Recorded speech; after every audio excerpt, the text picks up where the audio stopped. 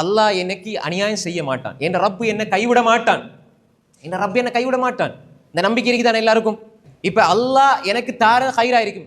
அப்படி வாழ்ந்து பாருங்க, ஷர்ரிலையும் நீங்க ஒரு நிம்மதி அடைவீங்க. இப்ப இந்த நேரத்துல சில பொழுது எங்களுக்கு அது தெரியாது, நாங்க வெறுப்போம், வெறுத்து கொண்டே இருப்போம். ஆனால் அதுல பெரிய ஹைர் இருக்கும், அதுல பெரிய ஹைர் இருக்கும். நீங்க உங்களை தாண்டி 2 பஸ் போகும், மிஸ் ஆயிடுச்சுன்னு கவலைப்பட்டு தான் இருப்பீங்க. ஆனா அந்த 2 பஸ்ஸும் அட்ரஸ் தெரியாம அப்படியே சுக்கு நூறாய் போயிருக்கும். கேள்விப்பட்டோடனே அப்பா அல்ஹம்துலில்லாஹ் தப்பிட்டேன்.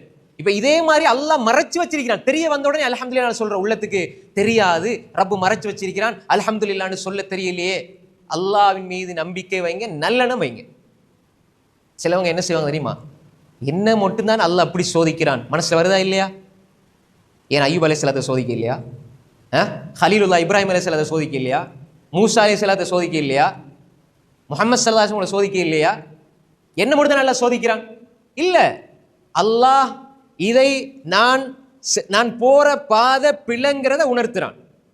وَلَنُذِيقَنَّهُم مِّنَ الْعَذَابِ الْأَدْنَى دُونَ الْعَذَابِ الْأَكْبَرِ لَعَلَّهُمْ يَرْجِعُونَ. நாங்க சின்ன அதாபை கொடுப்போம், அவங்கள தண்டிக்கிறதுக்காக அல்ல, பெருசல்ல, சின்னதை கொடுப்போம். ஏன் தெரியுமா?